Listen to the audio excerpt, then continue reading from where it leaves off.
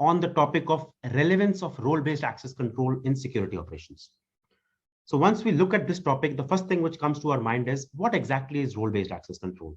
And typically we have seen there are many other authorization mechanisms available in the market today, be it direct access control, be it mandatory access control, be it arbitrary based access control, or the role-based access control.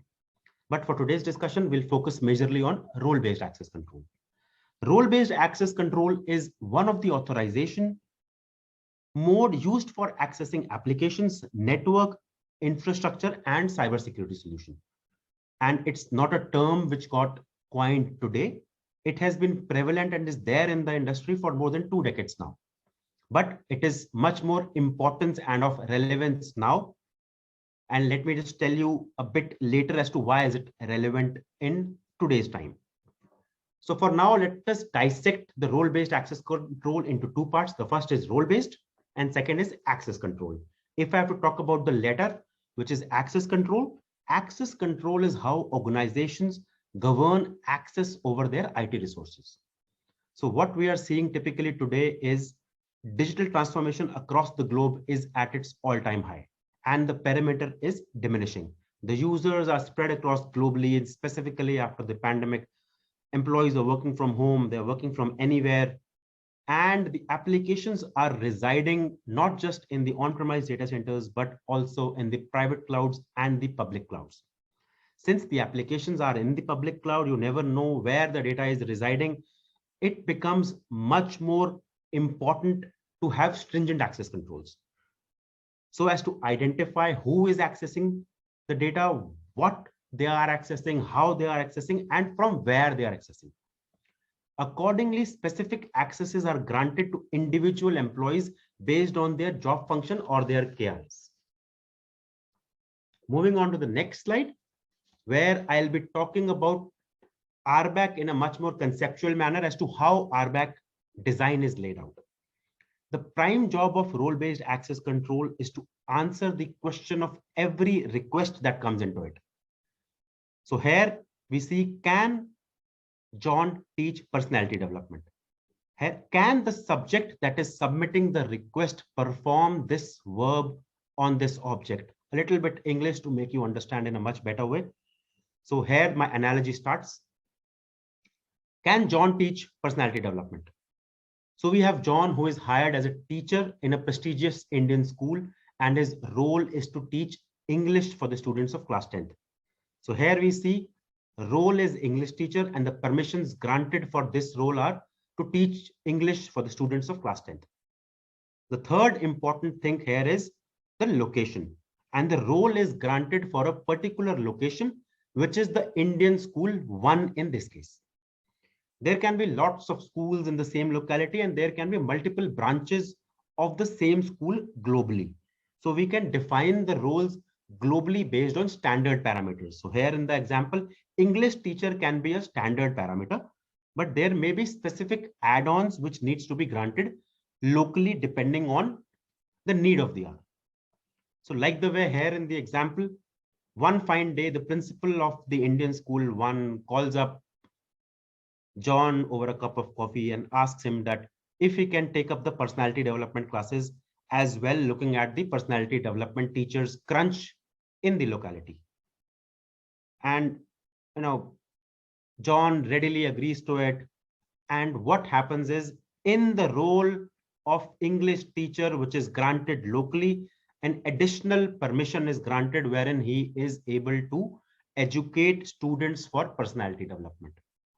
So all in all, we have a user, a role, and permissions or rights which are defined globally and granted locally or globally. Now coming back to the world of cybersecurity, RBAC concept supports 3 well-known security principles. A, principle of least privilege. B, separation of duties. And C, data abstraction. If you see at the center, everything revolves around the role, and role defines the authority level based on what you do, your function, which department you are into, and typically we have seen the roles doesn't change often. Roles may govern what permission the users require, whether it is read only, write only, read and write, access to a particular folder, denial of a particular confidential folder, so on and so forth. So once the role is defined, we define the permissions to the role, and then at the end, users come into the picture where we allocate a particular role to XYZ users. So now the two important things are the user role and the role permission relationships, which makes it simple to perform user assignments, since user no longer needs to be managed individually, but still have right privileges which they want or which they are authorized to do their job function. If I have to give an example here, in a typical SOC environment or in a traditional SOC environment, we have level 1, level 2, and level 3 resources. Not talking about the nirvana state of full automation, where we don't typically require level 1 resources, or probably the swarming model which industries are adopting. Let me just talk about the traditional SOC where we have level 1, level 2, and level 3. In level 1, the ask or the task which these level 1 resources perform is majorly 24/7 monitoring, and their prime role is to do catch and dispatch. And for performing these activities, the relevant accesses required in the SIEM/SOC tools is pretty much read only, and they are able to do the function which they are supposed to do. Coming up the ladder is level 2, where the security analysts or the senior security analyst needs to perform the incident triage. They have to perform the or handle the incidents, and they have to do the log source integration as well. And here the permissions can be read and limited rights assigned to the role of level 2, and the individual users can then be assigned level 2 depending on how they are hired to and what they are supposed to do as per the role. Now, if I have to take an example here, like the way we have seen, there is a lot of cybersecurity crunch, and there is a lot of high attrition rate in the cybersecurity world. So now, if the employees who are performing level 1, level 2, and level 3 roles decide to leave out from the organization or take up some other role in the organization, or there are new joiners as well. Imagine if there were no roles and we were to define the permissions individually to each user. There would be thousands of rules where we need to define or map user to the permission. And this would practically become challenging for the security or the IT administrator to grant relevant permissions. There would be human errors. There would be delays in granting the permissions. There would be risk because the revocation of the access may get delayed. So to get rid of all of this, role-based access controls comes into the picture, where it is not assigned at the individual level, rather it is assigned at the role level. Now comes the third part, which is the level 3 resources, where it is more of an expert type of a role, where the experts or the threat experts need to perform the incident handling of advanced threats. They need to do administrative activities, and they also need to do use case creation based on threat modeling. They need to indulge with multiple other teams to help in the incident response. So they will be given administrative rights. Now, if you see at level 1, level 2, and level 3, these may be standard globally defined templates which are already there in a perfectly designed RBAC policies. But in today's scenario, just the predefined templates or predefined global roles are not enough. And the simple reason is you should have fine-grained granular access given on the basis of custom policies.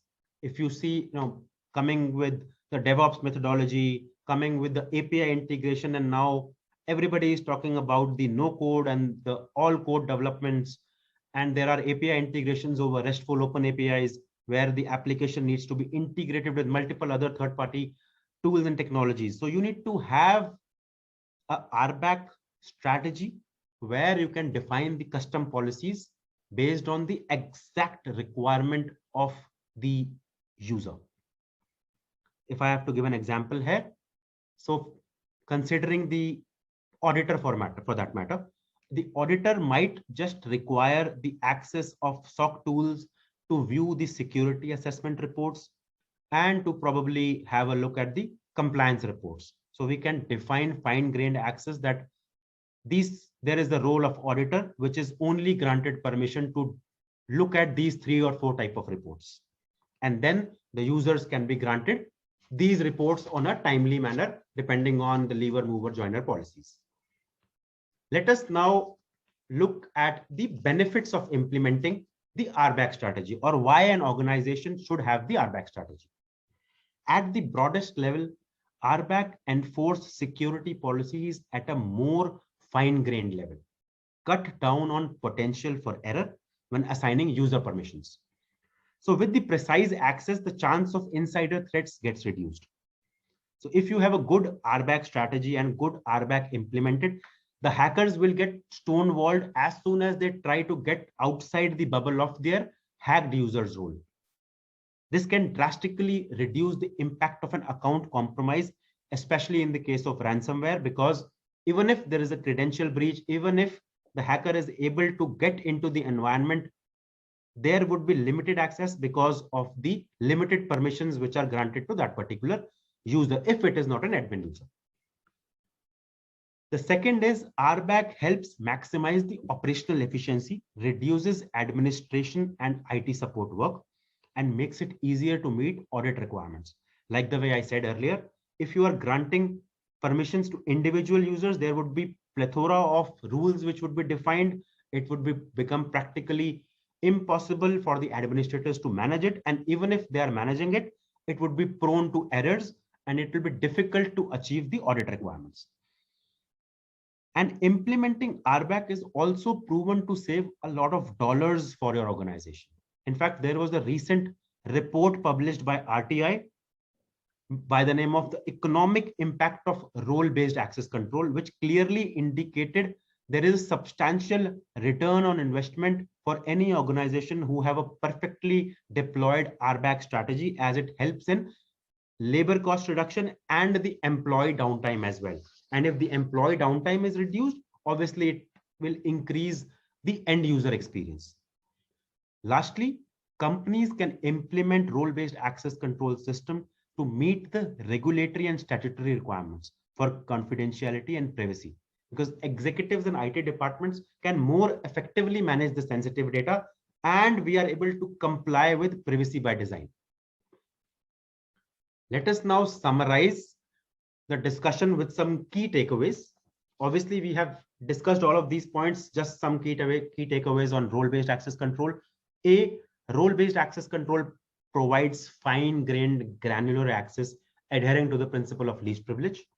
B, role supersedes the individuals. Like the way I mentioned earlier, everything revolves around the roles, and individual users are not granted permission of resources directly. Third is permissions are defined globally, but may be granted both locally as well as globally, depending on the use case of the organization and the need of the hour. Fourth is it reduces the audit time and enhances operational efficiency and end user experience.